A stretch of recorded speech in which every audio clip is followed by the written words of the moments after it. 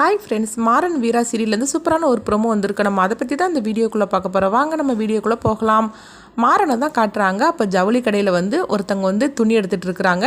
அவங்க பில்லை போடும் போது பார்த்தோம்னா அவங்ககிட்ட கொஞ்சம் காசு கம்மியாக இருக்குது போலுக்கு. அப்போ மாறன் கிட்ட சொல்கிறாங்க, அதாவது கொஞ்சம் காசு கம்மியாக இருக்குது, அதனால் கொஞ்சம் பார்த்து செய்யுங்க அப்படிங்கும்போது உடனே அவங்க சொல்கிறாங்க, சரி ஒன்றும் பிரச்சனை இல்லை, நீங்கள் கையில் இருக்கிற காசை கொடுத்துட்டு போங்க, அந்த பில்லை மட்டும் கொஞ்சம் கம்மி பண்ணி போட முடியுமா அப்படின்னு சொல்லும் போது, அப்போ உங்களுக்கு மற்றவங்களுக்கு கொடுக்கக்கூடிய டிஸ்கவுண்ட்லேருந்து கொஞ்சம் கம்மியாகவே நம்ம கொடுக்கலாம் அப்படின்னு சொல்லிட்டு மாறன் பில்லு போடப்பட்டவங்ககிட்ட சொல்கிறாங்க, இவங்களுக்கு கொஞ்சம் டிஸ்கவுண்ட் கொஞ்சம் வசதி கொடு அப்படிங்கவும் உடனே அவங்களும் மாறன் சொல்கிறது கேட்டுட்டு சரி அப்படிங்கிறாங்க. இதெல்லாம் ராகவன் பார்த்துட்டு ஓடி வராங்க.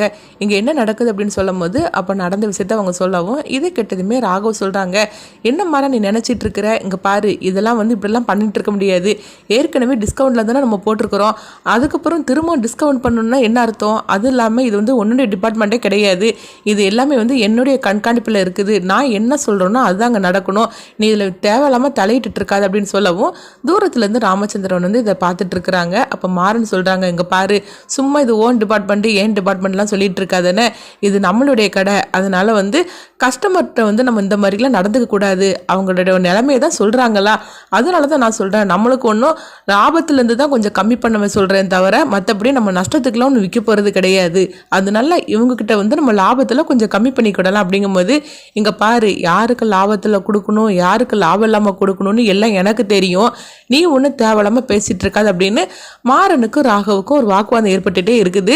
அப்போ அங்கே ராமச்சந்திரன் வந்துருந்தாங்க. இங்கே என்ன நடக்குது என்ன விஷயம் அப்படின்னு சொல்லி கேட்கும்போது அப்போ நடந்ததை சொல்கிறாங்க. இதை கிட்டதுமே ராமச்சந்திரன் சொல்கிறாங்க, இங்கே பாரு ராகவ், மாறன் எடுத்த முடிவு தான் கரெக்டான முடிவு, சொல்ல பொண்ணைக்கு நம்ம ஒன்றும் இவங்களுக்கு நஷ்டத்துக்கு கொடுக்க போகிறது கிடையாது, லாபத்துலேருந்து தான் கம்மி பண்ணி கொடுக்குறோம், அது இல்லாமல் அவங்களோட நிலைமையை பாரு, அதனால நீ இந்த மாதிரிக்கெலாம் நீ பேசிகிட்டு இருக்காத, நம்மளுக்கு பணத்தை விடையும் கஸ்டமர்கள் தான் நம்மளுக்கு முக்கியம், அதை நினச்சனால தான் நான் இன்னைக்கு இந்த மாதிரிக்கு ஒரு நிலைமையில இருந்துட்டு இருக்கிறேன், அதனால தேவையில்லாமல் இந்த மாதிரிலாம் பேசிட்டு இருக்காது அப்படிங்கவும் ராகவுக்கு இது ரொம்பவே அசிங்கமாயிருது.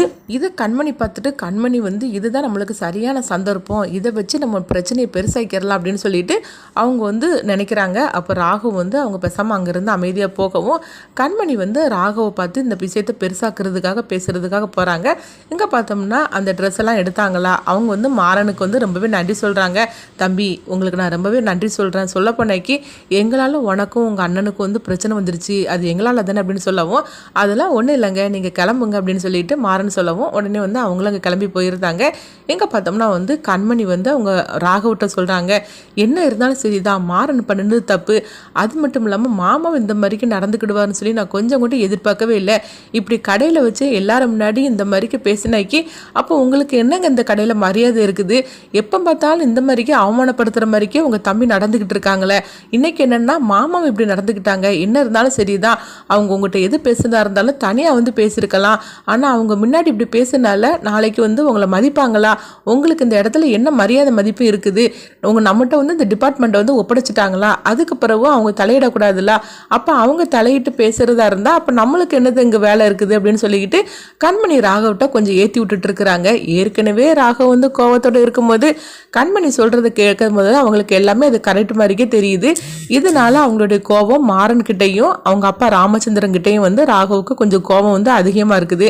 எங்கே பார்த்தோம்னா வீராவை தான் காட்டுறாங்க. வீரா இப்போ ராமச்சந்திரன் கிட்ட சொல்கிறாங்க, மாமா நீங்களும் மாறனும் செஞ்சது கரெக்டு தான், ஆனால் ராகவ் மாமாவை நீங்கள் தனியாக கூப்பிட்டு பேசியிருக்கலாமா, எல்லாரும் முன்னாடி பேசுனதுனால அவர் தேவையில்லாமல் அவர் கொஞ்சம் கஷ்டப்பட்டுருப்பார்ல அப்படிங்கும்போது அப்போ ராமச்சந்திரன் சொல்கிறாங்க, என் பிள்ளைங்க யாராக இருந்தாலும் சரி தான், நான் தப்புன்னு நினச்சா அது நான் இடம் பொருளாக நான் பார்க்க மாட்டேன், அந்த இடத்துலையே வச்சு நான் அவங்களை கண்டிக்க தான் செய்வேன் அப்படின்னு சொல்லிட்டு ராமச்சந்திரன் அங்கேருந்து கிளம்பி போகிறாங்க.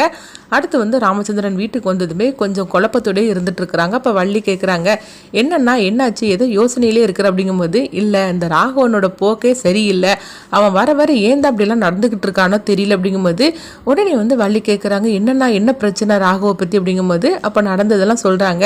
ராகவ முன்னாடிலாம் இப்படி பேச மாட்டான், இப்படி நடந்துக்கிடவும் மாட்டான், ஆனால் வர வர அவன் போக்கே சரியில்லை அப்படின்னு சொல்லவும் உடனே வள்ளி மனசுக்குள்ளே நினைக்கிறாங்க, இது எல்லாத்துக்கானும் ராகவ் கிடையாது, அந்த கண்மணி தான், அவள் தான் குடும்பத்தை பிரிக்கணும்னு சொல்லிட்டு எல்லாமே ராகவுக்கு இந்த மாதிரிக்கு அவன் மனசை மாற்றிக்கிட்டு இருக்கா, ராகவும் கண்மணி சொன்ன போக்கிலேயே அவன் போயிட்டு இருக்கிறான் அப்படின்னு சொல்லிட்டு வள்ளி வந்து அதை நினச்சி ஃபீல் பண்ணிட்டு இருக்கிறாங்க.